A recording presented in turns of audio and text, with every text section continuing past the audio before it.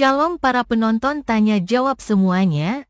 Pada kesempatan ini kita akan membagikan sebuah video tentang tanya jawab Alkitab. Semoga video ini dapat memberikan kita pengetahuan serta edukasi, dan jangan lupa untuk memberikan like, subscribe dan komen untuk channel ini ya. Terima kasih. Pada kesempatan kali ini akan kita lihat dan mendengarkan penjelasan dari Pastor Paul Zhang mengenai rahasia genosida Gaza dibongkar. Dunia tertipu gejala NPD skala global. Saudara, tema kita hari ini ya, rahasia genosida Gaza dibongkar. Bagaimana reaksi dunia akhirnya menuduh ya, bahkan Prancis, Spanyol menuduh bahwa Israel sedang melakukan genosida akhirnya ya. Nah, itulah ya saudara ya. Hari ini kita akan belajar ya, bagaimana tuduhan-tuduhan itu asalnya dari mana. Dari katanya Israel ingin membunuh semua orang di Gaza. Sebenarnya kalau orang Israel ingin membunuh semua orang di Gaza, langsung dibunuh aja, selesai. Langsung dibunuh ya. Tapi ini enggak kan, dia hanya ngejar Hamas. Lalu Hamasnya ngirim pasang orang-orang rakyat jelata, perempuan, wanita, dan anak-anak. Itu yang terjadi. Lalu ngomongnya, waduh ini namanya genosida. Sedangkan yel-yelnya orang-orang Palestina yang pro-Palestina tidak pernah dipermasalahkan oleh dunia. Ya, from the river to the sea, Palestine must be free. Artinya kamu harus buang itu semua orang-orang Israel, singkirkan orang Israel. Bayangkan kan selalu pertanyaannya, kalau Israel itu kalah, apa yang terjadi kalau kalah perang? Habis saudara, kan sudah terjadi, Israel itu sudah punah, hampir punah ya. Dari mulai Kaisar Hadrianus memunahkan Israel, ya dari mulai Babilonia ya, dari mulai kekalahan di Babilonia, Nebukadnezar, ya Media Persia, ya Kores, Darius, Xerxes, Alexander the Great, ya Julius Kaisar, Kaisar Agustus sampai Hadrianus terakhir ya, dimusnahkan itu semuanya. Lalu kemudian di Eropa sini mengalami pogrom, inkuisisi dan Holocaust. Bahkan ketika mereka kembali ke Israel, negara-negara Arab yang berusaha menghancurkan mereka. Ya, lalu negara-negara Arab ini berkata bahwa Israel ini jahat, padahal dari awal yang ingin menyingkirkan orang Israel itu adalah negara-negara Arab. Yang angkat senjata pertama kali adalah negara-negara Arab yang berusaha menghancurkan Israel. Nah, itu yang terjadi, ya. Nah, dari mana itu, saudara? Ternyata itu ajaran dari dalam Al-Quran. Dalam Al-Quran mengatakan bahwa orang Yahudi harus dibunuh. Di akhir zaman pun tidak akan terjadi sampai orang Yahudi itu dibunuh semua, sampai orang Islam itu memerangi orang Yahudi semua. Kenyataannya kalah terus orang Islamnya. Lalu ngomongnya apa? Ngomongnya orang Yahudi ini jahat sekali. Padahal orang Islam ini yang kurang ajar. Lalu sama orang Yahudi dilawan. Saudara tahu itu apa sebenarnya, saudara? Itulah narcissistic personality disorder. Ya, itu adalah sebuah gejala NPD. Bukan gejala, itu adalah bentuk dari penyakit jiwa yang namanya NPD, narcissistic personality disorder. NPD, sekarang lagi terkenal ya, NPD itu ya, oh itu ternyata banyak orang seperti itu di sekeliling kita ya. Muhammad ini, ya kisah tentang Muhammad ini adalah kisah NPD, saudara, kisah NPD. Dia adalah seorang yang mengalami NPD, di mana dia ingin mendominasi orang lain. Merasa dirinya lebih pintar dari orang lain dan tidak bisa dikritik. Bahwa Nabi Muhammad tidak pernah salah. Ya, itu yang terjadi kemudian, bahwa Muhammad ini ya dia berusaha memanipulasi, dia playing victim, seakan dia menderita. Ya ada 3 ciri ya NPD ini ya, ada 3 ciri. Tapi nanti kita jelaskan. Dia playing victim, lalu dia berusaha membalikan cerita bahwa dia itu yang menderita, bahwa orang Islam ini yang dianiaya di seluruh dunia. Padahal pada kenyataannya sebenarnya orang Islam inilah yang melakukan banyak aniaya di seluruh dunia. Wah, kacau sekali ya. Nah, kemudian terjadilah ya, Hamas pun sama. Hamas ini kan yang nyerang terus. Setiap kali gencatan senjata, yang nyerang pertama itu Hamas. Tetapi di mana-mana dia selalu yang bilangnya dia menderita. Dia teraniaya oleh orang-orang Israel. Ya, kemudian kalau ada orang-orang yang tidak mau pro sama Hamas, Hamas ini kan dia hasut seluruh dunia, dibayari dengan uang seakan-akan dan dia melakukan sebagai victimnya. Lalu kalau ada yang tidak mau pro sama Hamas diteror, saudara. Nah itulah gejala NPD ya yang ada di seluruh dunia. Bahwa seluruh dunia sekarang ini ya NPD nasional, ya NPD skala nasional, NPD skala dunia. Ya, nah, nanti kita akan belajar ya, di mana Alkitab mengajarkan kita untuk berhati-hati dengan orang NPD ini. Ya, harus singkirkan jauh-jauh dari hidup kita, saudara, orang NPD ini. Orang NPD ini dikatakan adalah rahasia, the secret of the Satan. Ya, Alkitab mengatakan bahwa NPD ini adalah the secret of the Satan. Ya, untuk menghancurkan orang percaya. Bu Ros, tolong langsung berdoa firman Tuhan dan baca firman Tuhan ya. Iya, baik Pastor. Untuk doa Dan firman tolong Tuhan. baca, sebentar satu lagi tolong Ya. dibaca dari perjanjian lamanya ya di dalam sebentar ya.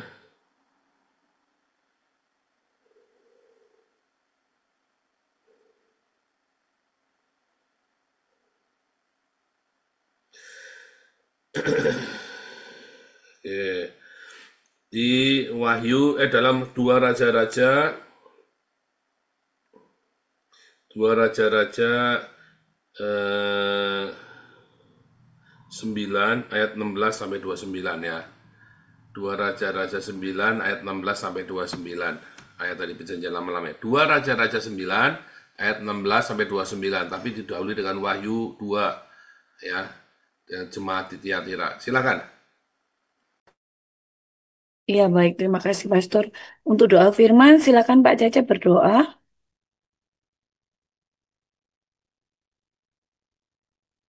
Ya baik, kita berdoa.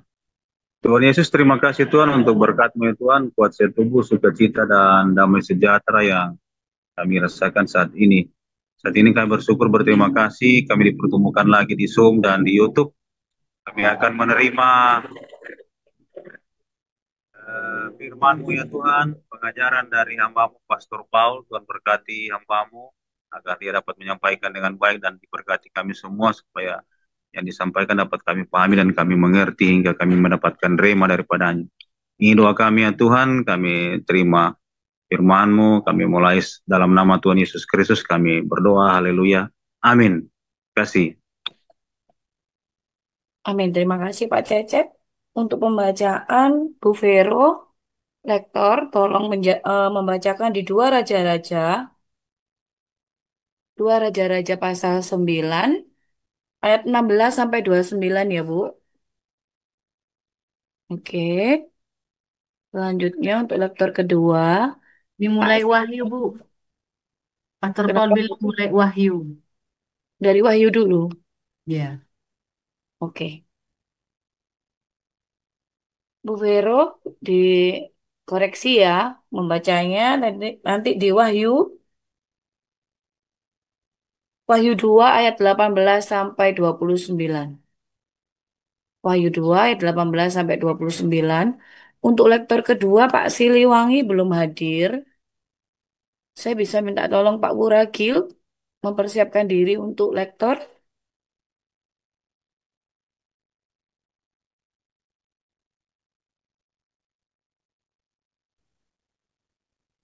Bersedia ya Pak? Ya. Oke, baik. Pak Wuragil nanti membaca di dua Raja-Raja pasal 9 ayat 16 sampai 29 ya, Pak.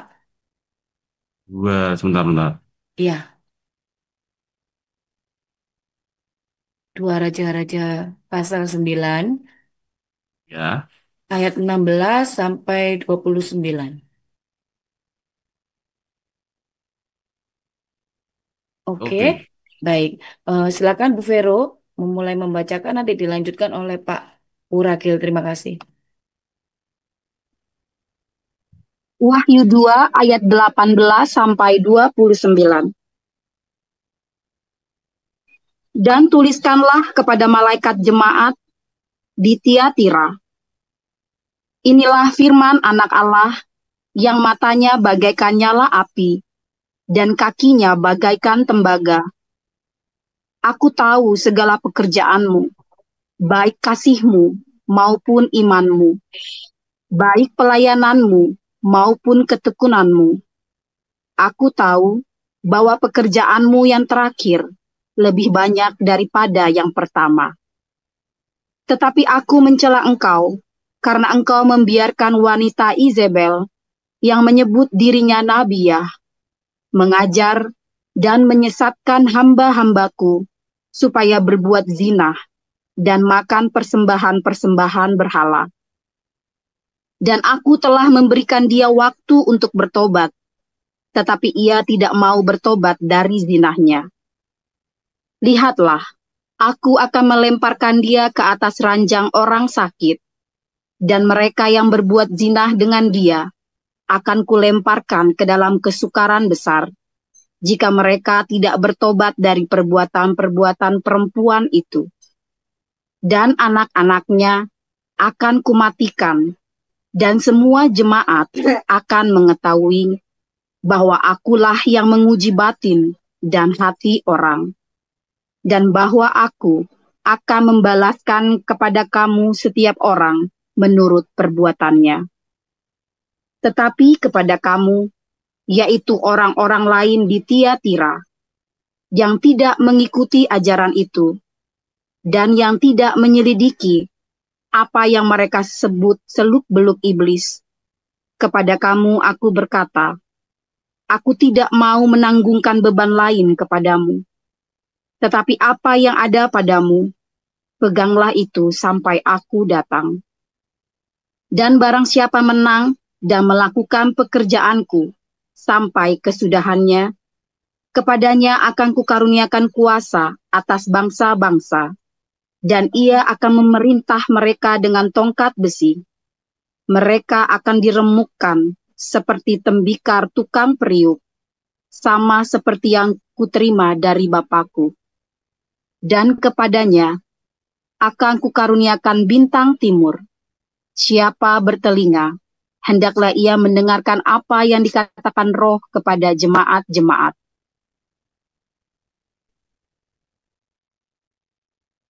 Kita lanjutkan di 2 Raja-Raja 9 ayat 16 sampai 29. Kemudian Yehu naik kereta dan pergi ke Yisyar, sebab Yoram berbaring sakit di sana. Juga Ahazia, Raja Yehuda, datang menjenguk Yoram. Ketika penjaga yang sedang berdiri di atas menara di Yezreel melihat pasukan Yehu datang, berserulah ia, "Ada kulihat suatu pasukan," berkatalah Yoram, "ambillah seorang penunggang kuda. Suruhlah ia menemui mereka serta menanyakan, apakah ini kabar damai?" Lalu pergilah penumpang kuda itu untuk menemuinya dan berkata, "Beginilah," tanya raja, "apakah ini kabar damai?" Jawab Yehu, "Damai, bukan urusanmu. Baiklah, ikutlah aku." Dan penjaga itu memberitahukan, suruhan sudah sampai kepada mereka, tetapi ia tidak pulang. Disuruhkannya lah penunggang kuda yang kedua, dan setelah sampai kepada mereka, berkatalah ia, "Beginilah," tanya raja, "apakah ini kabar damai?" Jawab Yehu, "Damai, bukan urusanmu. Baiklah, ikutlah aku." Dan penjaga itu memberitahukan sudah sampai ia kepada mereka, tetapi ia tidak pulang. Dan cara memacunya adalah seperti cara Yehu, cucu Nimsi, memacu, sebab ia memacu seperti orang gila. Sesudah itu berkatalah Yoram, "Pasanglah kereta." Lalu orang memasang keretanya, maka keluarlah Yoram, Raja Israel, dan Ahazia, Raja Yehuda, masing-masing naik keretanya. Mereka keluar menemui Yehu, lalu menjumpai dia di kebun Nabot, orang Yezreel itu. Tak kala Yoram melihat Yehu, bertanyalah ia, "Apakah ini kabar damai, hai Yehu?" Jawabnya, bagaimana ada damai selama Sundal dan orang sihir ibumu Isabel begitu banyak.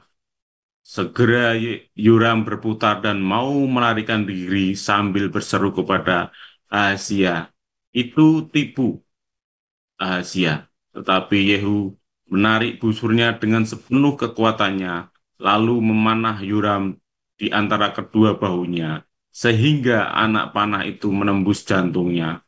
Maka balah ia di dalam keretanya. Kemudian berkatalah Yehu kepada Bikar, perwiranya, "Angkat dan lemparkanlah mayatnya ke kebun Nabot, orang Yezreel itu. Sebab ketahuilah bahwa pada waktu aku dan engkau berdampingan menunggang kuda mengikuti Ahab ayahnya, maka Tuhan telah mengucapkan terhadap dia hukuman ini. Sesungguhnya aku telah melihat darah Nabot dan darah anak-anaknya tadi malam. Demikianlah firman Tuhan. Maka aku akan membalaskannya kepadamu di kebun ini. Demikianlah firman Tuhan. Oleh sebab itu, angkat dan lemparkanlah mayatnya ke kebun ini, sesuai dengan firman Tuhan.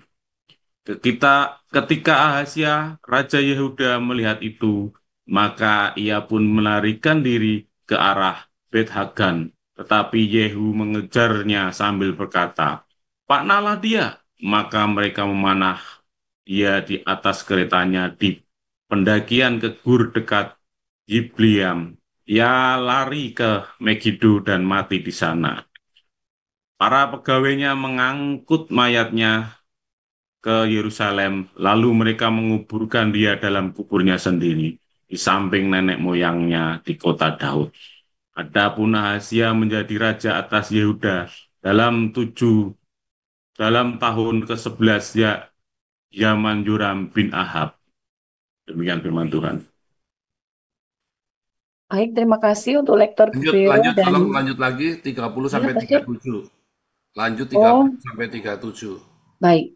Pak Uragil, 30, sampailah Yehu ke ya.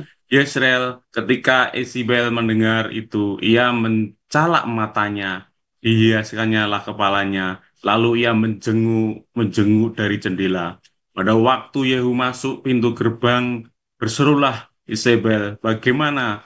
Selamatkah Zimri, pembunuh tuannya itu?" Yehu mengangkat kepalanya, melihat ke jendela itu, dan berkata, "Siapa yang di pihakku? Siapa?" Dan ketika dua tiga orang pegawai istana menjenguk kepadanya, ia berseru, "Jatuhkanlah dia." Mereka menjatuhkan dia sehingga darahnya memercik ke dinding dan ke kuda.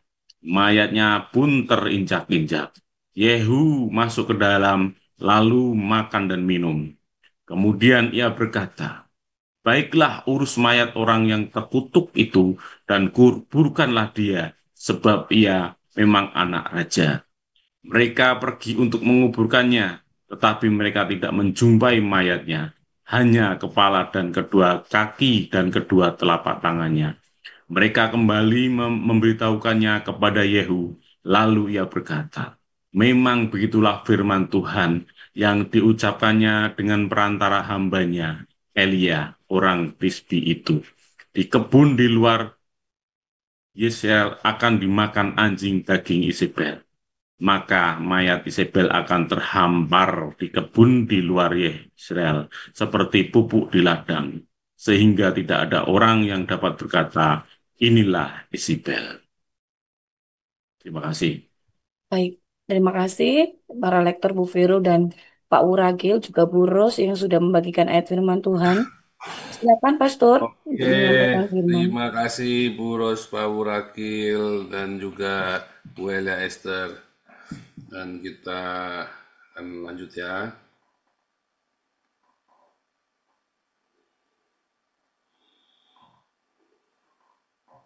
Roh Isabel di akhir zaman. Nah, kalau cerita Wahyu kan terus pikiran kita di akhir zaman. Tapi sebenarnya ini tidak hanya di akhir zaman, di sepanjang masa itu ada roh Isabel ini ya.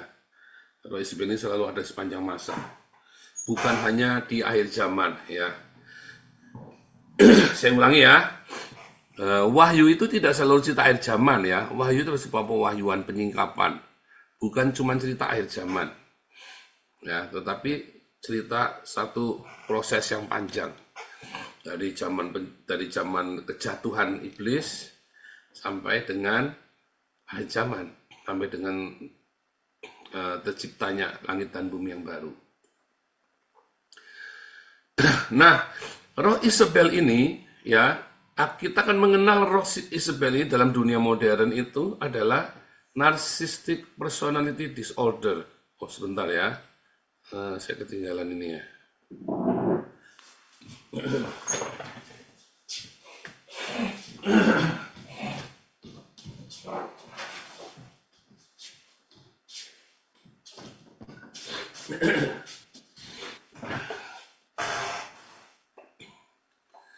Ya, roh Isabel atau narcissistic personality disorder. Nah, di dalam kisah tadi yang saya ceritakan di awal tentang Hamas dan Israel, itu adalah spirit roh Isabel, ya. Muhammad juga sama, dimulai dari Islam, ya. Apa ciri khas? Ya, ciri khas. Nah, kita kembali dulu ya ke roh Isabel dulu ya. Kembali ke Islam dulu ya. Saudara tahu apa yang dilakukan Islam untuk memanipulasi seluruh dunia? Satu, saudara ya.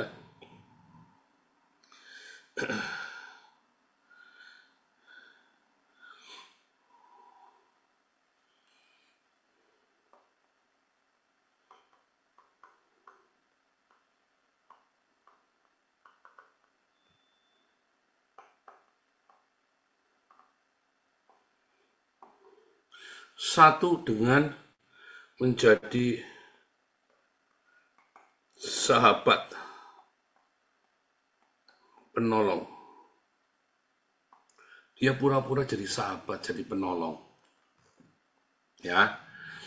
Wah, ini aku ini memberitakan kebenaran, aku ini memberitahu kamu jalan yang lurus, aku ini mengajarkan kamu itu hal-hal yang baik. Menurut dia, ya. Muhammad ini mengalami narcissistic disorder itu di saat dia setelah menikah dengan dengan si Khadijah, dan dia kemudian menjadi kaya raya. Mulai itu dia mengalami narsistik. Tadinya enggak. Ya, NPD, ya. 2.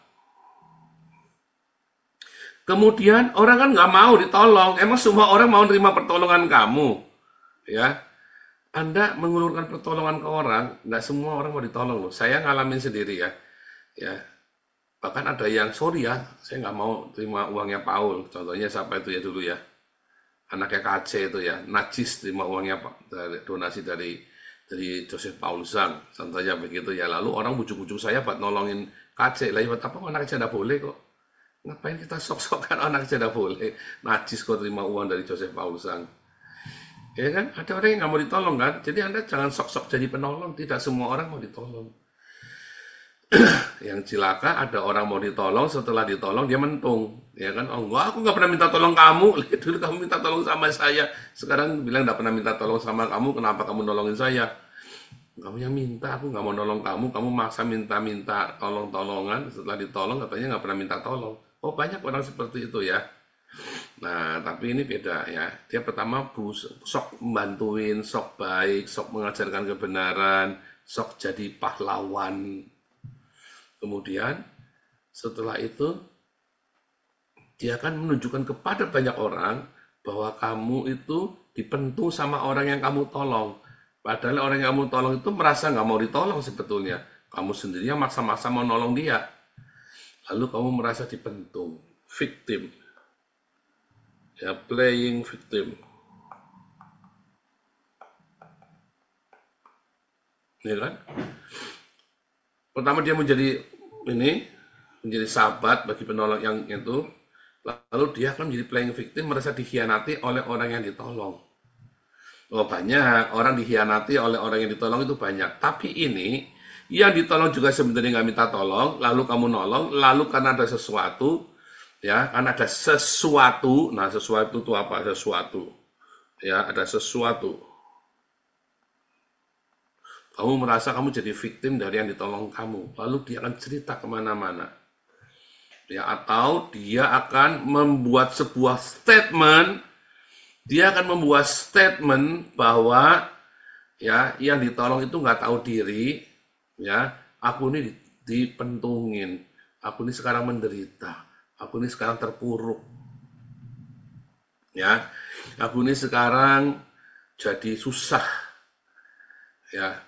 Dan kemudian dia akan cerita ke banyak orang, dan orang akan bersimpati kepada dia. Lalu objeknya kan tetap A, objeknya kan menjadi sahabat dari penolong dari si A, playing victim dari si A. Lalu dia akan apa saudara? Dia akan bunuh, atau dia akan melakukan menyerang ya mental si A tadi ya. Jadi dia pertama pura-pura jadi penolong bagi si A, lalu dia playing victim kalau si A itu sudah mengkhianati dia, lalu dia akan serang mentalnya si A dengan cara dia sendiri menembakkan statement bahwa si A ini nggak tahu diri lah, beginilah, begitulah.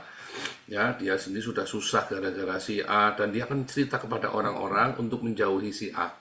Akhirnya tiba-tiba si A ini ditinggal sama orang-orang hilang. Itu ciri khas. Caranya Islam kan juga sama. Muhammad itu berusaha menjadi juru selamatnya orang Quraisy. Nah, orang Quraisy nggak mau. Lalu dia merasa dianiaya oleh orang Quraisy, saudara. Padahal dia sendiri dan pengikutnya yang menghina orang Quraisy. Lalu dia pergi ke orang Yahudi dan orang Kristen, cerita bahwa orang Quraisy ini kurang ajar, penyembah berhala, berusaha membunuh dia. Lalu dia minta perlindungan dengan Raja Ethiopia. Yang pertama, kedua dia minta perlindungan dari orang Kristen dan Yahudi di Medina. Ya kan, dia menyerang, dia serang. Kemudian setelah itu di Medina dia berusaha seakan menjadi penerang, nabi terakhir yang melengkapi ya Yahudi dan Kristen. Yahudi Kristennya nggak mau, kamu siapa? Nggak mau. Lalu dia playing victim. Aku mau dibunuh, aku mau diginikan, orang Yahudi tidak suka sama saya. Padahal orang Yahudi tidak suka sama Muhammad karena kelakuan Muhammad sendiri. Orang Yahudi tidak suka sama Muhammad, orang Kristen tidak suka Muhammad karena kelakuan Muhammad sendiri. Bukan mereka ucuk-ucuk nggak suka. Lalu si Muhammad ini dia menyebarkan berita kepada orang-orang bahwa orang Yahudi dan orang Kristen mau membunuh dia. Kepentingannya apa coba? Siapakah Muhammad jika perlunya orang Yahudi dan ini membunuh Muhammad? Nah, itu yang terjadi. Nah, orang yang mengalami NPD ya narcissistic personality disorder, disorder. Saya tidak akan cerita secara psikologis lengkap, tapi saya lagi cerita di dalam gereja ya bagaimana tinjauan teologisnya terhadap orang-orang yang mengalami NPD ini. Hamas juga sama ya, dia seakan-akan menjadi penolong bagi seluruh dunia. Kita harus musnahkan orang Yahudi. Lalu dia ganggu itu orang Yahudi, saudara ya. Lalu kalah perang. Terus dia merasa orang Yahudi menzolimi dia. Ya kan? Orang Islam kan di mana-mana dia ngajak perang. Begitu kalah perang, lalu dia merasa orang yang menang perang itu menzolimi dia. Itu ciri khas banget orang yang mengalami narcissistic personality. Ya, orang yang mengalami narcissistic personality, ya personality, itu ciri khas banget, ya. Nah, ternyata Alkitab sudah menuliskan ini. Sebenarnya Alkitab itu banyak cerita tentang kelainan-kelainan jiwa. Ya, pelajaran seperti Anda kalau melihat Samson itu kan, orang ADHD itu Samson itu kan. Ya kan? Kalau Samson itu ADHD, saudara lihat. Iseng amat ya, 300 ekor serigala, anjing hutan, diikat 33, buntutnya dikasih obor. Iseng amat ini orang ya. Terus nggak ada angin, nggak ada hujan, dia pergi ke gerbang, gerbangnya di Asdod apa di mana itu dicopot pintu gerbangnya, dibawa ke rumahnya dia. Gerbangnya orang Filistin kan edan ini kan. Ini kan orang iseng amat. Coba misalnya tiba-tiba saya datang ke rumahnya ini ya, ke rumahnya Pak Apul nih. Nggak ada angin, nggak ada hujan, tak copot pintu rumahnya, tak bawa ke rumah saya, saudara. Terus Pak Apulnya keder, nopo dicopot Pak? Saya diem aja, tak copot aja dulu, tak bawa pulang. Mau maling enggak, mau ngerusui enggak, pokoknya saya ke rumahnya Pak Apul, tak copot pintunya. Ini bisa jadi, ini jangan-jangan si Paul ini kelainan jiwa nih. Iya kan? Nah itu ya, itu contoh. Nah, di dalam Alkitab, siapa yang menderita narcissistic personality disorder, saudara? Isabel. Ya, Isabel itu mengalami narcissistic personality disorder. Dia akan berusaha menjadi pahlawan bagi siapapun. Dia menjadi orang yang, oh gampang, oh bisa, tak atur nanti. Oh jangan khawatir. Ya.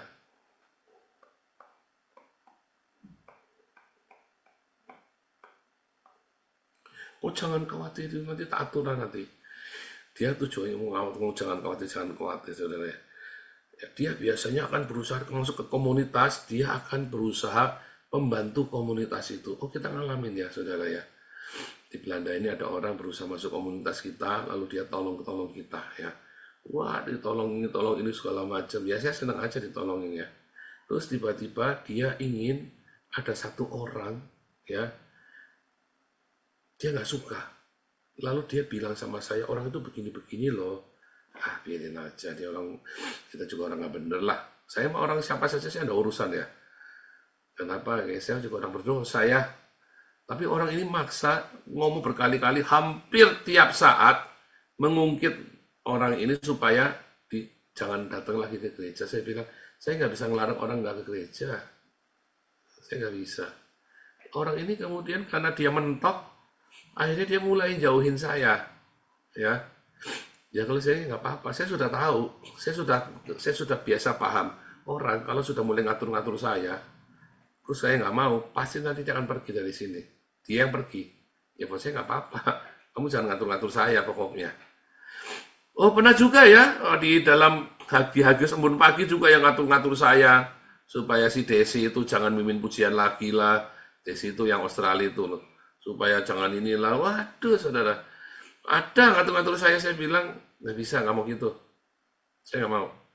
Terus dia akhirnya masuk ke kelasnya saya, masuk ke kelas evangelis, ya, dan di kelas evangelis itu dia ngatur-ngatur cara saya mengajar. Pak Paul itu ngajarnya nggak boleh begini, nggak boleh begitu, saya nggak mau, ini cara saya mengajar. Orang itu datang ke sini bukan mau dengerin kamu. Saya itu sudah angkatan ke kelas evangelis itu waktu itu saya lupa ya angkatan ke berapa itu, mungkin sudah angkatan ke 20 ya.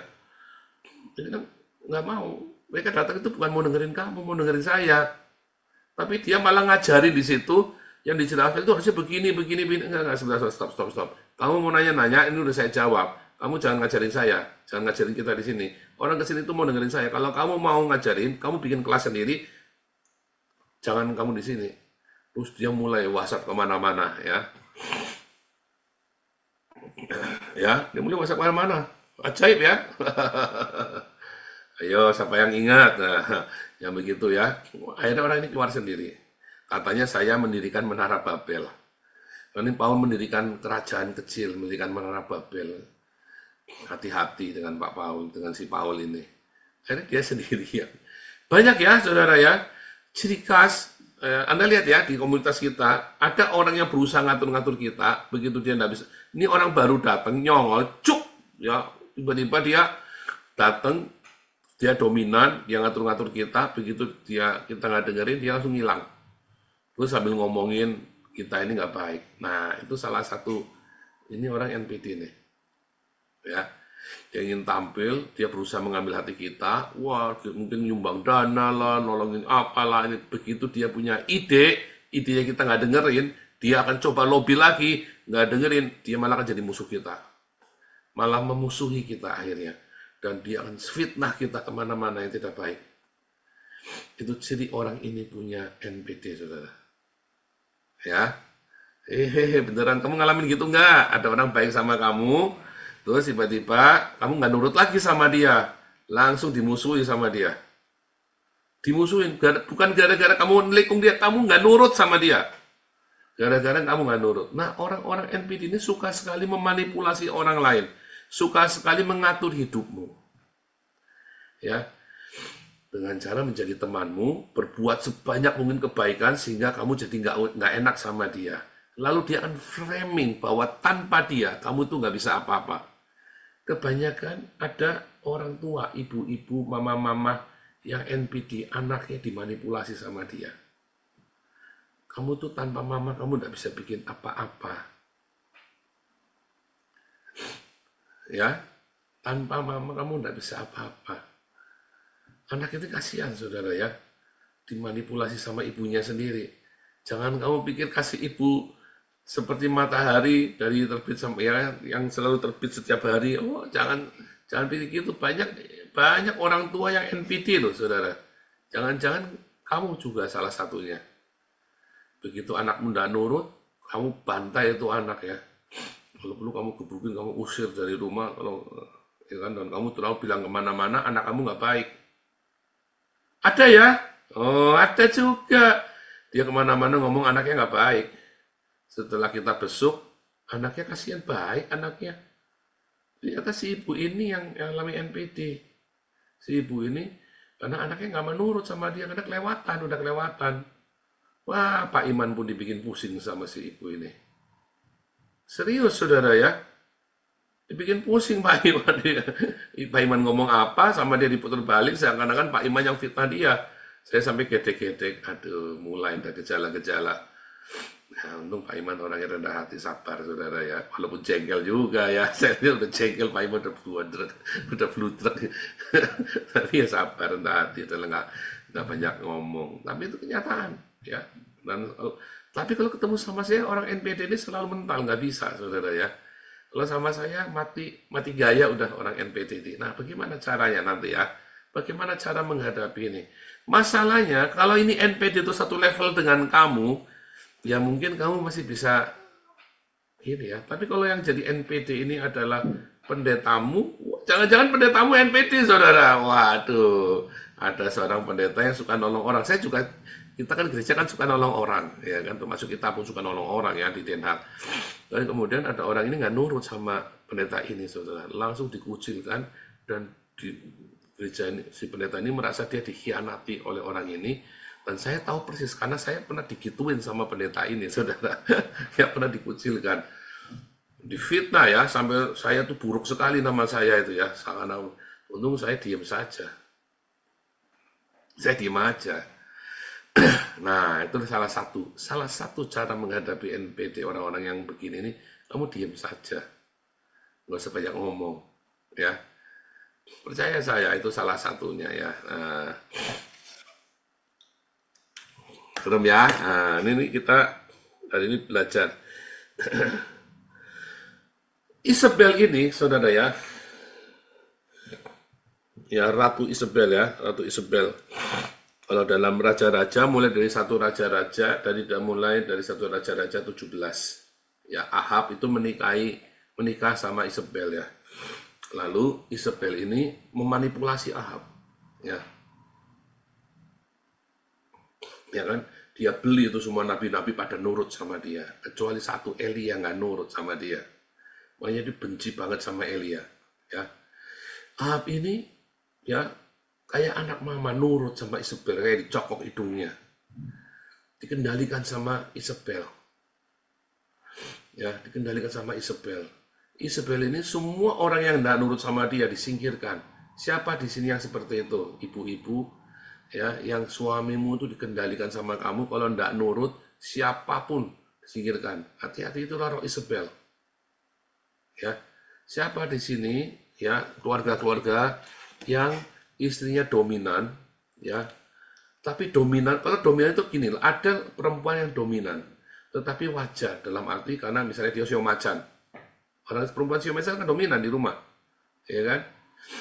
Nah, tapi ini sio macan, bukan cuma sio macan, dia ini orang yang dominan.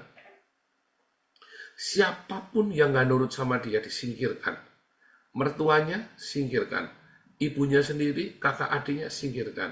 Bahkan kalau suaminya nggak nurut sama dia, dia singkirkan. Kalau perlu, ya dia bikin ulah di rumah supaya suaminya mau nggak mau nurut sama dia. Cokok bener-bener, ya. Kemudian dia teriak, akhirnya suaminya sampai terbirit-birit pokoknya. Oh beneran ya. Terus dia punya anak, anaknya digituin lagi. Kalau anaknya nggak nurut sama dia, singkirkan. Ya. Kalau perlu anaknya difitnah, kalau perlu sampai anaknya itu sampai kacau sekolahnya, supaya anaknya itu hanya bergantung sama dia. Iya kan? Ayo, siapa yang begitu? Tobat kamu. Ya, hati-hati saudara ya. Di gereja juga sama ya. Di gereja ya. Di gereja juga sama. Ada orang-orang ya yang berusaha ngatur-ngatur gereja, ngatur-ngatur. Kita kan gak sama kan, ngatur-ngatur. Begitu nggak mau, ada yang nggak mau diatur, dia dilaporin ke saya, difitnah orang ini, ya kan? Loh, kita ngalamin ya. Kamu jangan pikir yayasan kita nggak ada begitu ya. Saya sampai ribut, saya bukannya kepancing, cuman memang orang ini juga salah. Cuman orang ini ngipasin terus, ya saudara ya. Akhirnya orang ini bikin salah beneran. Kejeblok karena grogi kan dia kan, ini terus dikekang kan grogi dia.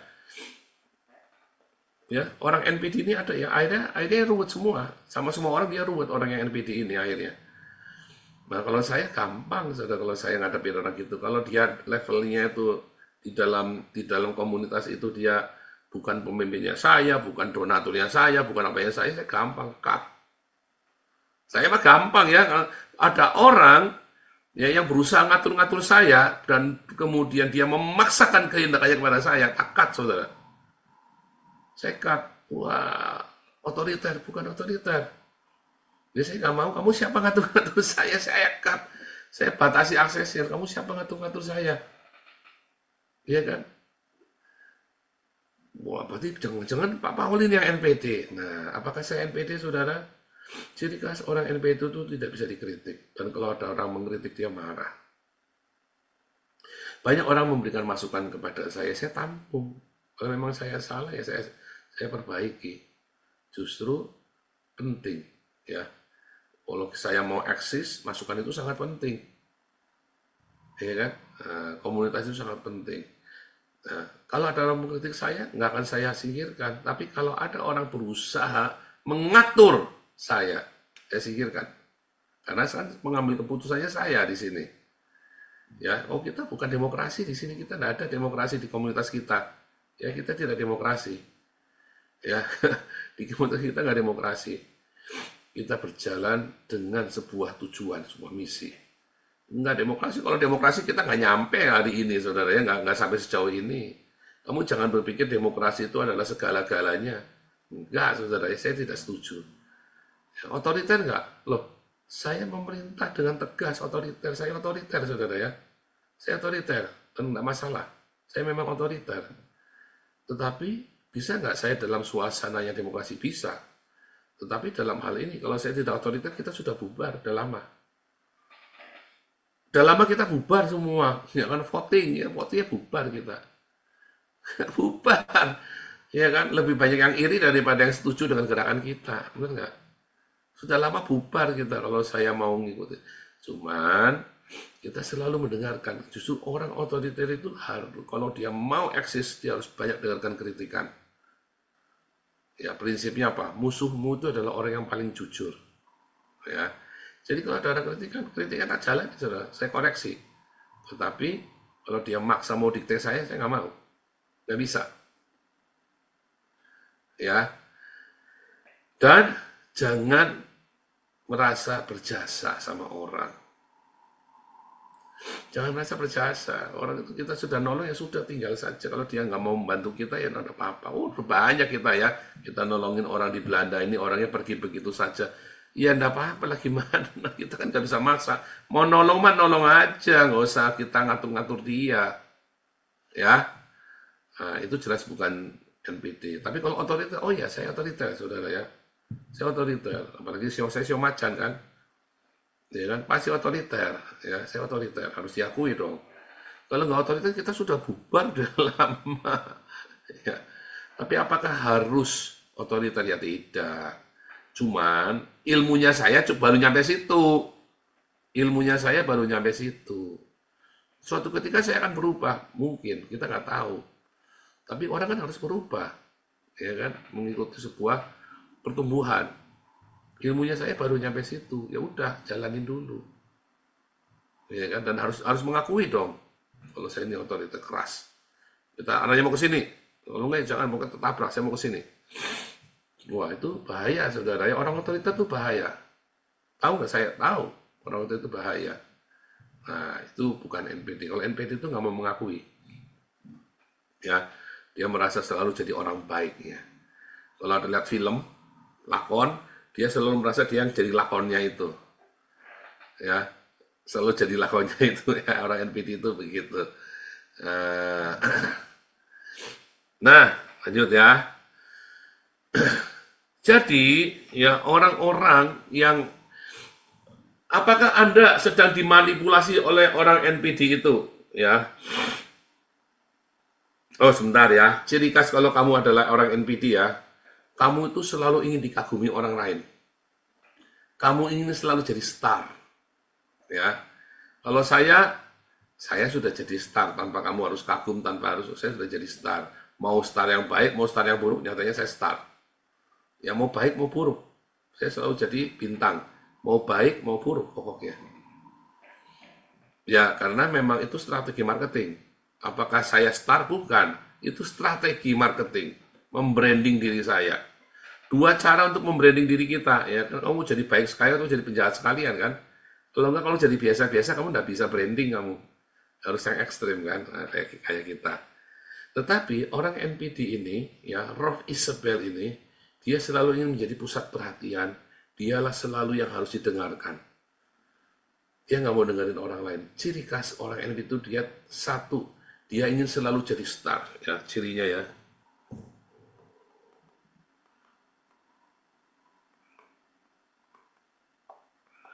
Selalu ingin jadi pusat perhatian. Kalau begitu dia nggak jadi pusat perhatian, ya pulang aja yuk. Nah, sampai suka gitu. Begitu ada orang lain jadi pusat perhatian, terus dia datang, pulang aja yuk. Jangan-jangan ini NPD tuh, ya. Kelihatan banget ya. Begitu tak ada lagi, kita pulang aja yuk. Males sih dia yang ini. Dia nggak suka kalau ada orang lain jadi pusat perhatian. Maunya dia senang kalau jadi pusat perhatian. Bahkan secara terang-terangan mungkin ya. Ya kan, oh iya dong, saya kan memang lebih baik kita nih. Ya, satu ketika itu tadi ya, ada seorang istri hamba Tuhan. Iya nih, si pendeta ini kan selebritis. Saya bilang, bukan. Suamimu tuh hamba kayak saya, kacung. Kita bilang gitu, marah orang ini ya. Kita ini bukan selebritis. Ya sorry ya, suamiku ini kan selebritis. Ya jadi mohon maklum. Ya jangan begitu, kita kan selebritis, kita kan sibuk. Kita loh. Kamu sok jadi bintang, emang suami kamu siapa? Tak marah ya. Suami kamu tuh kacung kayak saya. Kacung, tahu nggak kamu kacung? Hamba, dulos, budak, kamu tahu nggak? Oh selebritis. Setan itu selebritis, tahu mungkin gitu ya. Setan itu selebritis. Kita itu bukan selebritis, kita ini hamba. Nah itu ya. Jadi begitu ada orang lain jadi bintang, dia nggak jadi bintang lagi, dia langsung out, ya langsung left dari grup, ya kan? Nah lihat tuh, Anda dari grup WhatsApp, begitu tiba-tiba dia udah nggak jadi star lagi, ada orang lain kita puji langsung left dia dari grup. Nah itu jadi kasih lagi NPD tuh, ya. Terus, ya dia selalu merasa dirinya penting, ya selalu merasa penting, selalu merasa penting, orang butuh dia. Siapa di sini yang orang selalu merasa ingin orang itu butuh kamu? Ya, apakah orang butuh saya? Apakah Indonesia butuh saya? Enggak. Jadi kalau ada orang Indonesia nggak butuh kamu, emang gue urusin kamu butuh mau nggak? Emang gue pikirin. Saya cuma mikirin kakak saya, belum tentu kakak saya butuh saya juga. Cuman saya punya hak buat bicara. Nah, gitu ya, saudara ya. Saya nggak butuh kamu, butuh saya. Emang merasa dibutuhkan. Orang ini ekstrim sekali bahwa tanpa dia pasti nanti runtuh. Ini organisasi. Siapa yang begitu? Ayo. Siapa yang kamu merasa kalau kamu tidak ada di Hagios pasti runtuh Hagiosnya? Wah, sudah banyak ya. Kita dibegitukan, coba nih gua tinggal. Pak, mau jadi apa itu Hagios? Nyatanya kita tambah gede. Kalau nggak ada saya, Hagios bisa gede nggak, saudara? Bisa. Jangan ngomong nggak bisa. Bisa lah. Karena pengurus yang sekarang sudah belajar. Kalau dulu mungkin nggak bisa. Pengurus yang sekarang itu sudah belajar, saudara. Misalnya Paul disingkirkan nih dari Hagios. Bisa nggak Hagios itu berkembang? Bisa banget. Karena pengurus sudah belajar. Ilmu saya sudah tak bukan semuanya, tidak ada yang saya rahasiakan. Dia sudah tahu kelemahan saya, kesalahan saya di mana. Yang paling penting kan sudah tahu salahnya saya di mana. Tinggal diterusin, selesai, terjadi. Saudara. Kalau niat mau jahat ini, Pak Yuwono, Dr. Ido, Pak Enado, Pak Stephen, Pak Bumarjuni, kong kali kong saya singkirkan, selesai. Ya kan? Sudah bolak-balik mau terjadi. Ya kan, sudah bolak-balik mau terjadi. Ya saya sih nggak apa-apa, boleh-boleh saja sana. Cuman pengurus lain yang nggak mau ya, marah ya. Ini Pak Yuwono diajak minggirkan saya. Loh, kue piye? Kita ini yang ngangkat jadi pengurus itu ya Pastor Paul. Kok malah mau nyingkirin Pastor Paul? Saya ketawa sama. Karena kita pernah ngalamin kejadian begitu 10 tahun yang lalu ya di grup ya kita sendiri disingkirkan. Saya udah disingkirkan itu dari grup WhatsApp itu ya. Saya sampai, saya cuma melongo. Terus yang lain pada protes, gimana sih ini kan grupnya Pak Paul, kok malah Pak Paul yang diusir? Akhirnya orang ini bikin grup sendiri ya. Akhirnya bubar juga grupnya, kacau duitnya. Nah itu begitu ya, itu ciri khas ya. Saudara, kalau di gerejamu seperti itu, bahaya saudara ya. Ada enggak di gerejamu yang seperti itu? Lalu, ya, ada orang-orang ini suka memanfaatkan, ya, suka memanfaatkan orang lain. Suka memanfaatkan orang lain untuk tujuannya dia. Ya, dia akan baik-baikin orang itu, terus orang itu didikte sama dia, entah sadar entah enggak, atau dia sadar tapi udah nggak enak. Ada orang yang nggak enakan, kemudian selalu dikerjain sama dia, dimanfaatkan. Tolong antar aku ke sini ya, tolong antar aku ke situ ya. Begitu kamu nggak mau ngantar, dicubit sama kamu nih loh, kesana aja nggak mau. Ya, kalau sekarang nggak ada cubit-cubitan, karena kan sekarang zamannya internet kan, kayak WhatsApp. Kalau dulu kan datang, ya aku minta tolong diiniin. Saya pernah ketemu, ya saya dulu pernah dekat dengan seorang wanita yang NPD, saudara ya. Dulu kita nggak tahu namanya NPD. Tapi saya dari dulu itu selalu alarmnya nyala kalau ketemu orang gini.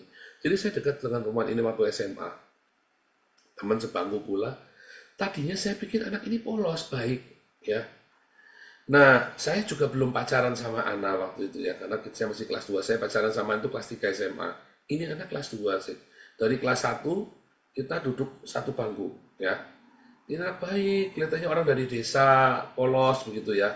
Yang lain itu sudah pakai make up, pakai segala macam ya. Dia ini polos gitu ya. Kemudian saya mulai ngamatin, tolong ini, tolong itu. Ya saya mah senang-senang aja ya, kita bantu. Oh ya, ambilkan ya, nanti kalau saya ke sana tampilkan. Nah, terus suatu ketika ya dia minta nyontek, saudara ya. Saya nggak mau, nggak boleh. Saya aja nggak nyontek, saya nggak suka nyontek. Cuman saya juga nggak marah, nggak apa-apa. Saya cuma ketawa, jangan saya bilang begitu ya. Terus saya nggak suka contek-contekan. Orang ini nggak suka sama saya, dia jauhin saya, dia cerita kemana-mana. Ya, terus suatu ketika puncaknya, ketika dia minta saya untuk tolong ngomong sama orang itu, kamu harus ngomong sendiri, kamu nggak boleh lewat saya. Saya nggak senang disuruh-suruh orang begitu ya dari dulu ya. Nah orang itu terlalu jengkel saudara ya. Terus dia menjauh katanya. Terus saya dibilangin temen, kamu ada apa? Kok dia nggak mau duduk sama kamu? Kamu lagi gitu drastis ya. Itu ciri khas tuh orang NPD itu. Saya sampai bingung. Terus saya datangi ke rumahnya. Aku tuh salah apa sama kamu ya? Dengan polosnya ya. Dia diem aja. Dia dengan cuma ngeliatin, dia diem. Ya sudah tak tinggal saudara ya. Tolong dong jangan diemin begitu, akunya nggak enak. Kalau aku salah aku minta maaf. Kalau kamu nggak bilang, aku nggak pernah tahu salah aku. Dia juga bingung. Ngomong apa salahnya saya? Tapi dia cerita kemana-mana, katanya saya memanipulasi dia. Nah, itu seperti itu. Kan bingung manipulasi apa? Katanya saya manipulasi apanya ya saya itu ada memanfaatkan kamu apa? Minta duit nggak pernah, ya kan? Megang-megang juga nggak pernah. Nah itu ya. Tapi orang ini karena tidak bisa nyuruh-nyuruh saya. Siapa ini waktu pacaran dulu suka disuruh-suruh? Seneng ya. Nah itu ada, begitu kamu nggak mau langsung dijauhi. Nah itu gejala NPD tuh. Begitu kamu disuruh-suruh nggak mau, langsung sama perempuan ini kamu dijauhin. Ayo, siapa yang ngalamin begitu? Itu gejala NPD tuh. Ya, kamu dimanipulasi, kamu nggak mau. Ada perempuan yang manipulatif. Laki-laki juga sama. Begitu perempuannya ini baik ya. Saya pernah dekat dengan seorang wanita juga, teman sekolah. Orang ini kalau saya suruh apa saja nurut. Saya jadi ketua senat gitu ya, bantu jadi ketua pengurus itu ya, jadi ketua angkatan. Terus orang ini kalau tak suruh apa saja nurut, lama-lama saya nggak enak sedih. Jangan, nanti saya jadi memanipulasi kamu. Nah, saya juga ngerasa. Tetapi ada orang laki-laki yang suka memanipulasi perempuannya, bahkan ditiduri, saudara, sampai anak perempuan ini ketakutan. Ya, kalau ditinggal. Nah, itu terikas bahwa kamu sudah di bawah pengaruh roh Isabel atau NPD ini. Ya kan? Si Ahab ini kan tanpa Isabel dia nggak berdaya, saudara. Ya kan? Seluruh negara itu kan yang mengaturkan Isabel, bukan Ahab. Ahab kan nurut apa kata Isabel. Ya, bahkan pada waktu matinya pun Isabel itu berusaha memanipulasi musuhnya kan. Dia bersolek yang cantik supaya musuhnya itu terpesona sama dia. Itu tipikal banget tuh. Terus kemudian dia cengkram kalau sudah itu ya. Nah, itu tipikal roh Isabel. Di gereja juga sama, ya. Ada orang-orang yang masuk dengan apa namanya dengan charming gitu ya. Dia lalu menebar pesona dengan orang lain. Setelah itu orang itu dikuasai sama dia, saudara. Dicocok kalau perlu dia dengan seks. Kalau dia perempuan, dia akan tawarkan seks itu. Ya perselingkuhan diam-diam. Pendetanya dicengkram, diakennya dicengkram. Ada lagi ya di gereja saya ngadepin juga ya ketemu yang beginian. Ya, wah ketemu saya nggak mempan. Karena saya begitu dicengkram begitu, sebentar. Saya selalu begitu ya, saudara. Saya mungkin begitu ngerasa begitu saya nggak mau. Ya, begitu merasa itu nggak wajar, ya mau manipulasi saya nggak mau, ya. Pokoknya nggak mau aja saya. Makanya saya juga tidak suka nyuruh-nyuruh orang.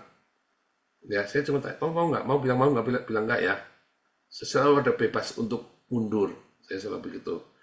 Nah, orang itu enggak. Ya, dia selalu mencengkram, manipulatif.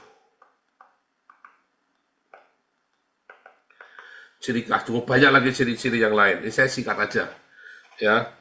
Nah, apa ciri khas bahwa kamu sudah dimanipulasi oleh orang NPD ini? Ya, tanda kamu dalam cengkraman.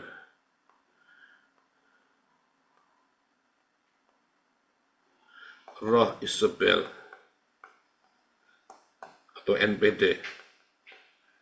Ya. Kamu takut tanpa dia. Semua tergantung ya. Setiap kali mau nanya apa, kamu tergantung sama dia. Tuh, kamu udah bisa mutusin sendiri, ya nggak enak ya nanti ya. Oh, saya langsung tahu, oh kamu udah dimanipulasi sama dia. Ya, oh no. Beberapa orang sudah saya nasihatin, lepas, kamu lagi dicengkram sama dia. Ya, 2. Ya. Kamu takut sama dia, tergantung sama dia, apa-apa harus izin. Apa-apa tuh harus selalu izin. Atasan bukan, suami bukan, istri bukan, temen ya cuman temen aja, tapi apa-apa kamu kudu ngomong sama dia, laporan tiap hari. Ya kan? Itu tanda bahwa kamu sudah dicengkram oleh dia tuh. Istri bukan, suami bukan, saudara bukan. Ya kan? Tapi apa-apa kudu izin sama dia. Alasannya dia apa? Iya, supaya kalau ada apa-apa aku bisa ngecek. Jadi aku tidak, kalau ada apa-apa kan aku nggak nyusahin kamu. Kamu bilang, kalau apa, aku bisa lindungin kamu, aku bisa ngecek keberadaan kamu. Jadi kalau kamu ada masalah, aku bisa langsung. Makanya lain kali apa-apa tuh bilang saya dulu. Dia akan ngomongnya seperti itu tuh caranya tuh. Lalu kamu akan iya, iya. Lalu kamu akan ikutin semua. Begitu nggak ada dia dalam hidupmu, kamu akan kesepian. Begitu nggak ada dia, kamu kesepian. Bukan kesepian nggak ada dia karena nggak punya teman main. Tapi kamu biasa tergantung sama dia, kamu langsung goyang, bingung. Itulah apa sebabnya banyak orang dicengkram oleh roh Isabel, dikuasai mereka, dia dicocok ya udah dia nurut. Mau itu sama istrinya, mau itu sama suaminya, mau itu sama keluarganya, mau itu siapapun yang mencengkram dia yang punya NPD itu kuasai kamu. Kamu akan nurut, dicocok begitu. Ya, itu ciri khasnya ya. Kelihatan banget itu. Ya. Dan kamu akan melakukan apa saja.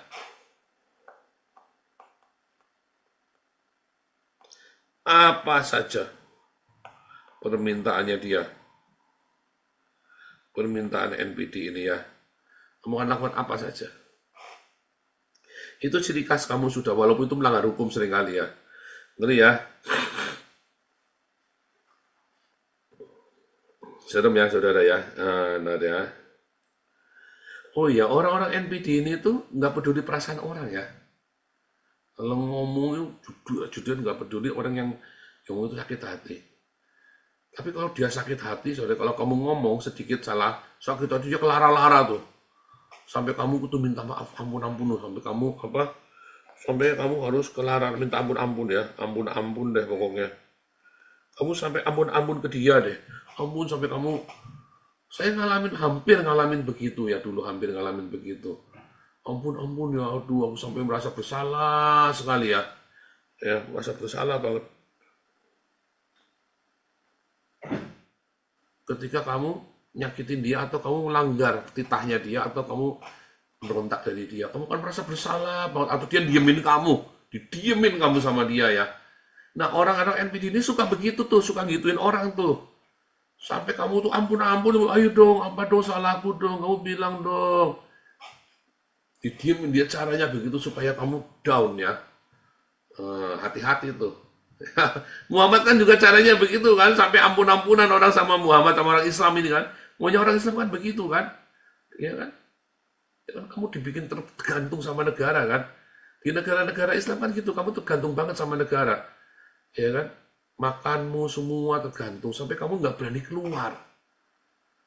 Perempuan Islam kan dibikin begitu sama suaminya, dibikin takut sehingga dia nggak berani buka cadarnya, mau keluar aja kudu izin, nggak berani. Sampai ketakutan bikin rupa ya. Sampai kalau suami itu diemin, dia bisa ampun-ampunan tuh. Kebanyakan laki-laki Islam itu NPD, saudara. Karena dididik. Sehingga dia akan manipulasi istrinya. Ya. Ngalamin gitu nggak Anda? Waduh. Ya. Waduh. Apa sih yang menyebabkan orang NPD? Karena yang paling penting adalah pendidikannya. Dia diajarin begitu. Cara mekanisme bertahan dirinya begitu. Kalau dia alami, kalau dia misalnya memang dia dari kecil kesepian, menderita, ya survive-nya, ya itu biasanya ya karena ya dia akan masih ada toleransinya. Tapi kalau dia diajarinya begitu, yang dia tahu caranya yang begitu, NPD itu lebih banyak diajarkan daripada naluri, daripada insting. Ya, ada yang bilang genetik, ya karena dia ngelihat orang tuanya begitu. Ya biasanya orang tua yang NPD, anaknya juga NPD ya. Gitu ya. Itu caranya. Saudara, ada pendeta-pendeta ya. Tadi kan orang tua yang NPD, temen yang NPD, sekarang pendeta. Gembala yang NPD, saudara. Namanya gereja kan menawarkan bantuan kepada orang-orang kan. Ya. Nah, sebentar ya. Yang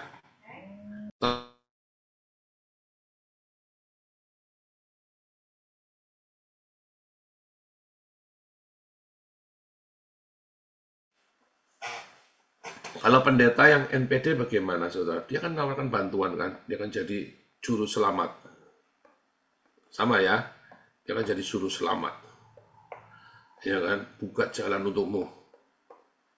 Wah, banyak nih ya pendeta-pendeta yang gini ya. Ya namanya pendeta gembala gereja ya, buka jalan, kasih pertolongan. Kayak saya kan juga begitu. Tetapi kemudian, dia akan apa? Kontrol. Alasannya apa? Pembinaan kan, pemuridan. Ya, alasannya pemuridan, pembinaan, dikontrol, ya kan? Kamu jangan ke sana nanti kamu tersesat, nanti ke sana nanti ini tersesat. Saudara, kita banyak nolong orang di tenda dan orang ini diambil sama gereja lain. Ya enggak apa-apa. Kita banyak nolong orang ya, lalu orang ini kemudian diambil sama gereja lain. Saya tadinya mau jengkel, ini orang nggak tahu diri, tapi nggak apa-apa juga. Emang kenapa? Biarin aja. Lah gimana? Kalau dia nggak cocok sama saya, kan begitu kan? Ya, jadi nggak apa-apa ya. Tapi ada yang dimusuhin. Nah, begitu dia memusuhi kamu, ini berarti pendeta NPD. Atau kamu pendeta-pendeta yang ketika ada orang yang kamu tolong, lalu dia malah diambil orang lain, terus kamu marah, kamu jangan-jangan NPD loh. Jangan-jangan kamu punya orang Isabel. Kamu kan menolong berbuat baik kepada siapa saja. Dia tidak harus menjadi jemaatmu. Tetapi kemudian dia kontrol. Habis dia kontrol, ya kemudian apa saudara? Dia akan bikin supaya jemaat ini ada penundukan diri. Wah, sedemikian rupa ya. Wah, di Denak ini ada nih banyak pendeta-pendeta yang kayak gitu di Belanda. Kamu akan dibikin, kamu penundukan diri, ya, kepada si pendeta ini, sehingga kalau kamu tidak ke gereja satu hari aja, kamu ketakutan.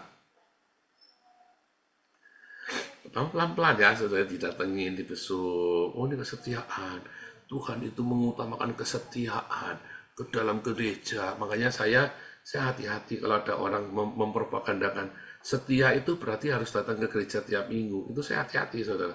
Saya sendiri nggak berani ngomong begitu sama jemaat kita yang di Den Haag. Ya, saya nggak berani ngomong begitu. Tetapi saya membutuhkan orang komitmen dan saya ngomong di depan. Sebentar, saya butuh orang komitmen nih. Kalau kamu nggak bisa komitmen, jangan. Supaya jangan ada kesan saya manipulasi kamu, ya. Tapi di depan saya ngomong dulu nih, kamu bisa komitmen nggak? Nggak bisa, jangan. Nah, orang ini maunya saya enaknya sendiri, saya nggak mau, jangan. Ya, kalau saya enaknya sendiri, jangan. Tapi kalau untuk nyoba sekali dua kali, namanya nyoba kan ya boleh-boleh saja. Tapi kalau begitu kita udah main, kamu mau komitmen nggak? Nggak komitmen, jangan. Itu ya. Kalau kenapa nanti saya repot, kita udah keluar uang, kita sudah keluar tenaga, kita udah nanti bareng tiba-tiba tinggal, oh jangan gitu dong. Nanti kita rusak semua, uang waktu kita, ya, ya. Jadi memaksa untuk menundukkan diri, ya. Terus ajaran lain salah. Siapa di sini pendeta-pendeta yang ajaran lain di luar gerejanya dia salah? Orang kalau ke gereja lain langsung ya, wah ini ya GBI lagi ya, war fatwa siapapun yang pergi ke Bahtera tidak boleh melayani lagi, harus copot dari ketua komselnya. Pernah ya, fatwa itu ya, siapapun yang merapat ke Bahtera, ke Petrus Agung, dan lain-lainnya, maka dia tidak boleh jadi ketua komsel lagi, copot. Nah itu ciri khas ya dari NPD, saudara. Ciri khas NPD. Hati-hati ya. Kalau orang ada ke kita, kemarin cerita, tapi saya kemarin ke gereja ini, ya enggak apa-apa tuh ya, emang kenapa? Ya tapi kan dia udah begini. Nah, dulu saya pernah ya, siapapun yang jadi pengurus, apa Anda mau di sini, Anda jangan ke sana, jangan ke Galarua, karena kita lagi ribet. Lagi ribet sehingga saya nggak tahu nih siapa lawan siapa kawan. Bukan Galarua musuh saya, tapi masalahnya kita dimusuhin sama mereka. Difitnah, dibikin, dibilang ini, dibilang itu. Gara-gara ada orang NPD di sana, dia mau memanipulasi saya nggak mau, saya disuruh mencat Jenderal Tobing. Saya bilang, nggak bisa lah, enak aja. Dia pembina kok dipecat. Bisa-bisa dia pecat kamu, saya bilang begitu. Masa saya pecat pembina? Karena yang bisa kan cuma saya kan. Iya nggak? Gara-gara saya mencat Pak Tobing, saya nggak mau. Ini orang ini NPD banget ya, NPD-nya banget. Ya, saya tahu nih nanti kamu ya, karena saya tahu nih habis ini pasti kamu musuhin saya. Loh, di kita itu banyak pengurus yang NPD. Yang pertama baik, kelihatannya baik, di tengah jalan dia nggak mau, dia mau ngatur saya nggak mau, dia langsung jadi musuh saya. Gara-gara saya nggak mau nurutin dia. Ayo, siapa yang begitu pengurus? Hati-hati kamu siap-siap. Kalau kamu mau siap-siap rencana begitu, lebih baik jangan. Nggak bakal menang kamu lawan saya. Karena saya punya anti roh Isabel, saudara ya. Wah, saya punya anti roh Isabel. Ya. Terus, ada pendeta-pendeta ini akan bikin kamu merasa berdosa dan kamu bakal masuk neraka. Kalau kamu tidak ke gerejanya dia. Ya, diintimidasi. Dengan kata kesetiaan. Ini terjadi dengan orang-orang Islam, habaib ya. Kamu harus berbaiat sama habaib, sama satu imam. Wah, hati-hati saudara. Ini adalah sebuah NPD. Itu yang terjadi di dalam dunia Islam. Semua pemimpin Islam itu NPD, saudara. Ya, semua pemimpin Islam itu NPD. Ngeri ya. Dia takut ketika ditinggal sama orangnya, maka dia manipulasi itu. Ya kan? Semua pemimpin Islam itu NPD, bahkan Muhammad. Ya. Nah, kalau saya nggak takut, saudara. Kamu pergi nggak apa-apa. Orang NPD itu takut kehilangan popularitas. Lah saya, orang lagi muji-muji saya, tak pisu-isisan, saudara. Lagi mujiin Pak Paul ini hebat. Ini segala macam. Sebentar. Kamu nanti kecewa sama saya. Tuh, kamu ngomongin saya baik, ini muji-muji saya. Jangan nggak bagus. Ya, itu cara untuk menandai kamu tidak NPD tuh. Kamu tengking dulu, saudara, supaya kamu jangan kerasukan. Karena kadang-kadang orang juga membuat kamu dalam posisi itu. Kamu dipuji-puji sampai kamu haus dengan pujian. Lalu kamu mulai ketakutan kalau ditinggal orang. Kalau saya mah tetap begini gayanya ya. Ada yang ngomong ngeritik saya, jangan ngomong jorok. Nah bilang, ya saya ngomong jorok itu bukan nggak mau dikritik ya. Mungkin nanti saatnya, tapi sekarang enggak. Dan nanti tinggalnya nggak apa-apa. Nggak apa-apa ditinggal. Gitu ya. Itu justru kontra NPD ya. Saudara, bagaimana cara kamu bisa lepas dari roh Isabel ini, saudara? Bagaimana kamu dulu ya, nanti baru komunitas. Bagaimana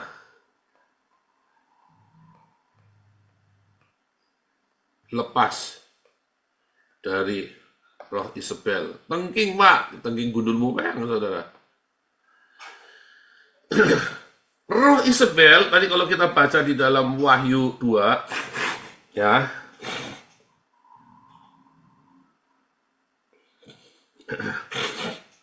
Ya, dalam Wahyu 2.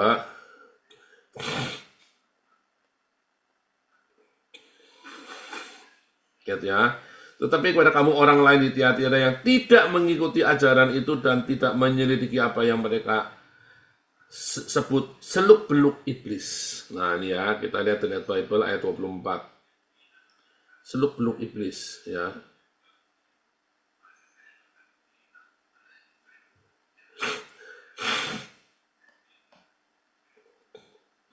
Ini ya. The rest of you in Tiatira all who do not hold to this teaching, who have not learned the so-called deep secret of Satan, rahasia gelap setan, saudara.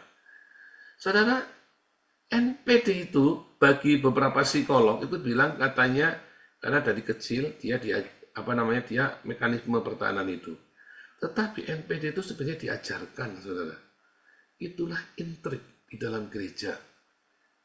Ya, itulah politik dan intrik di dalam gereja. Ada orang-orang yang mengikuti karena diajarkan ini di dalam gereja. Pendetamu ngajarin, majelismu ngajarin. Ya kan? Karena kan kamu membutuhkan pengikut kan? Nah inilah roh Isabel. Kamu ingin menguasai gereja dengan cara kamu berintrik. Ya. Iya nggak? Kalau saya berintrik nggak boleh, saudara. Saya sendiri nggak mau berintrik. Saya bilang iya, enggak. Itulah tipikal anti kontra. Makanya kamu tidak akan bisa menang lawan saya. Karena ketika siapapun kamu yang mau berintrik dengan saya, suatu ketika ada pengurus mau ngelangkai Pak Stephen. Oh, nggak bisa kita kumpul sendiri aja tanpa Pak Stephen. Saya bilang, nggak bisa. Kenapa? Dia kan pendirinya, pendiri yayasan. Nanti kita jadi intrik. Nggak mau. Lihat ya. Nanti kita jadi intrik. Nggak mau. Saya sendiri nggak mau memulai. Walaupun saya tidak setuju dengan Pak Stephen waktu itu. Tapi nggak mau. Kita tinggal aja diam-diam. Kita bicara dulu. Nggak mau. Lalu orang ini mau nyingkirkan saya malah. Ya. Itu kan berapa kali begitu kan? Hati-hati, karena dia nggak bisa nyingkirkan yang itu, dia nyingkirkan yang saya. Karena dia jengkel, nggak bisa diatur sayanya. Itu ciri khas NPD, roh Isabel, saudara ya. Jadi kalau itulah seluk-beluk rahasia setan apa? Dusta intrik. Intrik itu adalah sebuah rahasia setan, saudara ya. The deep secret of Satan. Ya, intrik-intrik ini hati-hati saudara kalau Anda suka berintrik. Ngentrik sini, intrik sana, bisik sini, bisik sana. Hati-hati itu dari setan. Ya, politik itu yang intrik-intrik itu yang sudah sepakat di luar, di belakang ngomongnya beda. Itu dari setan, saudara. Ya, itu dari setan. Katakanlah iya di atas iya, tidak ya tidak. Mau di lobby ya sekarang ngomong, mau apa? Harus jelas. Ya, tetapi akhirnya kamu lebih suka nipu. Tadinya bilang iya, sudah ada kesepakatan pun ngomongnya enggak, atau pura-pura enggak datang. Aduh, pura-pura bego. Ya kan? Demi kamu bisa, karena kamu inginnya memanipulasi, dan kalau orang itu nggak nurut sama kamu singkirkan. Itulah roh Isabel sebenarnya di dalam gereja. Siapa yang gerejanya penuh dengan seperti ini? Wah, kasihan sekali kamu kalau punya gereja lingkungannya seperti ini, penuh intrik, nggak suka kamu singkirkan, ya diintrik. Ya tinggal aja bilang, jangan ya, kita nggak bisa. Langsung ngomong terus terang. Tapi kalau kamu ngomong terus terang kan, kamu malah jadi penjahatnya kan. Nah, itu kan selesai kan begitu kan. Karena lingkungannya penuh dengan intrik. Nah, itulah roh Isabel, deep secret of the Satan. Politik di dalam gereja, ya, intrik di dalam gereja, itulah roh Isabel. Tetapi yang lebih ini lagi biangnya, kalau kamu sampai menghalalkan segala cara supaya orang itu setuju dengan kamu, bahkan termasuk kamu berhubungan seks dengan pendetanya atau ketua atau siapa di situ orang pentingnya di dalam gereja supaya kamu disandra. Ya, itulah roh Isabel. Caranya bagaimana kamu menghadapi begini? Ya kamu jangan masuk di dalam tipu muslihatnya dia, dalam perzinahannya dia. Jangan mau, kamu nggak mau ikut-ikutan. Kamu jangan mau ikut menghalalkan segala macam cara, yang penting ininya kamu terlaksana. Ya, oh hati-hati ya saudara.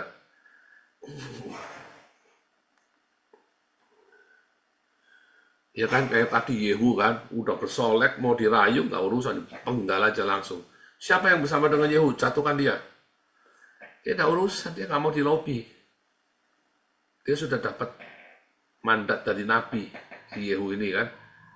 Nggak urusan, dia nggak mau kompromi. Nah itulah, roh Isabel itu adalah intrik dan politik di dalam gereja.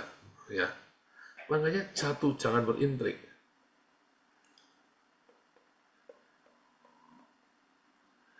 Jangan berintrik. 2. Roh Isabel ini akan mencari pembenaran. Nah, kamu berpijak pada kebenaran. Orang ini mencari cara ayat-ayat Alkitab, debat sama kamu, sehingga kamu kalah ngomong, salah ngomong, dan akhirnya dia yang dibenarkan. Kalau orang sama orang begini, jangan kamu berdebat, saudara. 1, kamu jangan berintrik, kamu kalah. Karena dia akan melakukan segala yang tidak kamu duga, termasuk memfitnah kamu. Ya, mengatakan kamu ini ternyata sudah tidak perawan, kamu ini ternyata pernah selingkuh sama dia. Ya kan, ini aku ini pernah ditiduri sama dia. Sehingga fitnah itu kan langsung, kamu kan udah pusing ya kan, wah jahat sekali nih ya. Misalnya, enggak aku nggak pernah, tapi kenapa dia ini ngomong begitu? kamu tidak akan bisa berintrik sama dia, saudara. Dia jahat sekali. Makanya saya kalau ketemu orang berintrik, saya tahu saya tidak akan bikin jahat sama orang. Dia akan jahatin saya. Caranya tabrak. Jangan berintrik. Iya, iya, enggak, ya enggak. Jadinya saya nggak populer, nggak apa-apa. Nggak apa-apa. Oke, iya, iya, enggak jelas. Pertama saja kamu akan ditinggal. Tapi kalau kamu konsisten, ya, kamu harus konsisten selalu. Kalau kamu konsisten selalu, orang akan lihat, ya, walaupun kamu diteror dengan segala macam fitnahan, karena orang yang penuh roh Isabel ini, dia akan fitnah loh, akan fitnah kamu loh, saudara, dengan fitnahnya yang tidak kamu duga. Bahkan dia mengorbankan diri sendiri, katanya dia pernah ditiduri sama kamu, punya hamil segala macam. Wah, hati-hati, saudara. Ya, dia tega mengorbankan dirinya, ya, sebagai victimnya kamu. Jadi orang ngomong sama begini, jangan berintrik. 2, jangan debat. Jangan debat. 3, kamu harus konsisten, ya, jangan debat, ya. Karena dia akan mencari pembenaran. Kamu kan lagi ngacu firman Tuhan kan buat cari kebenaran.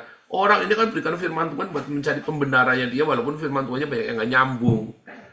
Kalau saya tak debat, tapi tak gorok sekalian dalam debat itu, saudara, ya.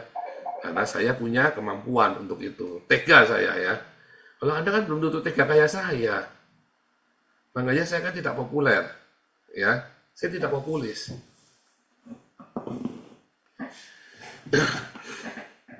Benar nggak? Makanya firman Tuhan berkata ya di atas ya, tidak di atas tidak. Itulah namanya jangan berintrik. Firman Tuhan mengatakan carilah kebenaran, bukan pembenaran. Kamu harus tulus. Ya, cerdik seperti ular. Kamu tahu kebenaran bahwa yang dia ngomong salah. Tapi kamu harus tulus seperti merpati. Kamu tahu yang dia ngomong salah. Makanya kamu harus cerdik seperti ular. Kamu harus tahu firman Tuhan. Jadi kalau dia bawa firman Tuhan, ada orang yang berusaha memanipulasi saya dengan firman Tuhan. Ya tak semprot, saudara. Masa kamu mau ngotbahin saya kan gurunya kamu. Kan begitu, saudara, ya. Dan harus konsisten. Kalau kamu lakukan ini, kamu akan terlepas dari roh Isabel. Nggak perlu tengang-tengking, saudara. Apa yang mau ditengking? Ya, dan yang keempat, ya, kamu jauhi dia.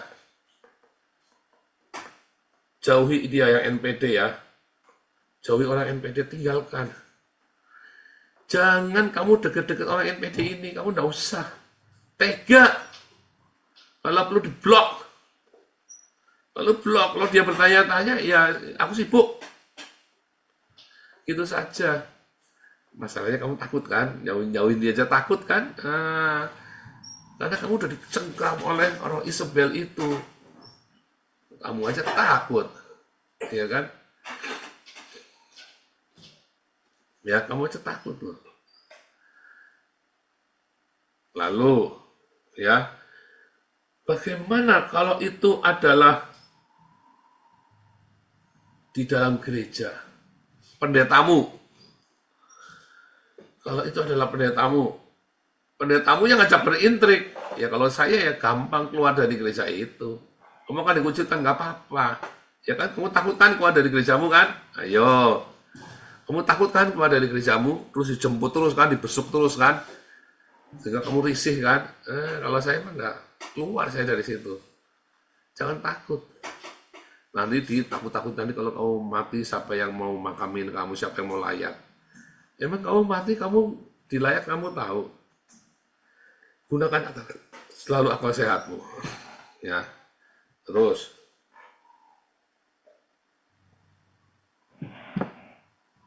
Ya, jauhi orang NPD. Ya, jauhi gerejamu kalau pendetamu yang begitu. Dan kamu konsisten dengan pengajaran. Makanya kamu kudu ngerti firman Tuhan. Masalahnya kamu firman Tuhannya belajarnya cuma dari pendetamu saja, itu repotnya. Ya kan? Kamu dimanipulasi sama pendetamu. Kamu kudu bayar perpuluhan, kudu bayar ini, bayar itu. Ya kan? Wah, repot tuh. Gereja yang dicengkram roh Isabel. Bagaimana? Gerejanya sudah ruwet dengan roh Isabel.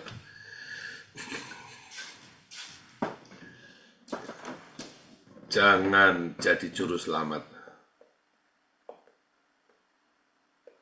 Sok-sok mau menyelamatkan komunitas ini, nggak usah, tinggalin saja. Jangan pernah ingin jadi juru selamat bagi komunitas gerejamu. Begitu itu gerejamu sudah banyak intrik, banyak apa, tinggalkan. Kamu nggak usah kebanyakan di situ. Aduh kasihan Pak, sayang Pak, jemaatnya sudah banyak, nggak usah. Kamu pergi dari situ. Begitu kamu ingin jadi juru selamat, kamu akan disalib dulu. Siapapun yang ingin jadi juru selamat akan disalib dulu, saudara. Terus gunanya buat apa? Kamu untungnya apa? Nggak ada. Akhirnya kamu kepahitan, akhirnya kamu ketularan, malah kamu jadi lebih jahat lagi. Bisa-bisa kamu malah jadi Isabelnya tuh. Iya kan? Jadi kalau gereja sudah dicengkeram dengan roh Isabel, ya udah. Nah, kalau kamu adalah pemimpin di situ, nah itu beda lagi tuh. Ya kamu harus ngomong tegas sebagai pemimpin. Setiap apapun yang masuk, kamu jangan bisik-bisik, cuman kamu yang tahu. Setiap kali ada pengambilan keputusan, apa yang sudah di forum, kamu nggak boleh rubah di belakang. Masalahnya pendetanya sendiri. Kebanyakan pendeta itulah yang mendatangkan roh Isabel itu. Sama ketua majelisnya, orang berpengaruhnya. Lalu si pendetanya dikuasai oleh roh Isabel itu. Ya sudah repot kalau sudah begitu. Bubar. Nggak bisa, udah nggak bisa bubar. Makanya apa kata firman Tuhan tadi di dalam Wahyu, ya, begitu kamu dicengkram oleh roh Isabel ini, walaupun gerejamu itu penuh dengan kasih katanya ya, lihat ya. Aku tahu segala pekerjaanmu, baik kasihmu maupun imanmu, hebat, baik pelayananmu maupun ketukunanmu, pekerjaanmu yang terakhir lebih banyak daripada yang pertama. Aku mencela engkau karena membiarkan wanita Isabel yang menyebut dirinya nabiah, mengajar menyesatkan hamba-hambaku supaya berbuat zina, makan persembahan berhala. Ya kan? Ya salahmu sendiri. Ya kan? Kamu mengajarkan ya di situ, membiarkan intrik dan politik, membiarkan orang terintimidasi, diajarkan kayak Pak Niko tuh ngajarkan belalang pelahap ya, nanti kamu di beden-beden kalau kamu udah persembahan sulung. Itu kan roh Isabel. Sehingga kamu takut meninggalkan gereja. Pendetamu sendiri yang menyebarkan itu. Kamu sendiri mengajarkan itu, terlibat. Lalu, aku lihat suara, ya, jadi nabi ya. Tuhan berkata, padahal untuk memanipulasi jemaat ya. Iya kan? Iya kan? Akhirnya kan kacau kan kamu, akhirnya kamu memberhalakan. Ada figur-figur yang menjadi berhala di dalam gereja. Ngerti ya? Lihatlah, aku akan melemparkan dia ke atas ranjang orang sakit. Mereka yang berbuat zina dengan dia akan kulemparkan dalam kesukaran besar. Jika tidak bertobat dari berbuat perempuan itu. Ya kan? Bersundal. Artinya apa? Kamu kompromi. Kamu mau dimanipulasi, bahkan kamu sendiri menggunakan cara-cara itu. Memanipulasi orang lain. Ya kan? Akhirnya kamu sendiri akan mengalami banyak sekali menderita, ribet, sakit hati kan. Semua sakit penyakit itu kan dari rasa sakit hati kan, kepahitan kan. Ini kamu kepahitan, kamu tertekan, depresi, batu ginjal lah, batu empedu lah, karena makan hati terus kamu kan. Ketakutan terus, kamu bingung, segala sejahtera. Nah, kamu ke gereja akhirnya malah diintimidasi hanya gara-gara kamu biar ketemu Tuhan. Lalu ada orang yang bernubuat segala macam, wajar hadirat Tuhan. Padahal itu semua palsu semua, ya. Ya, tetapi kepada kamu orang-orang lain di Tiatira yang tidak mengikuti ajaran itu dan tidak menyelidiki apa yang disebut dengan itu tadi ya, the secret of Satan, the deep secret of Satan. Ya, aku tidak mau menanggungkan beban lain kepadamu. Kamu sudah ada, punya cinta, kamu sudah lakukan. Ya, ya, hati-hati ya saudara ya.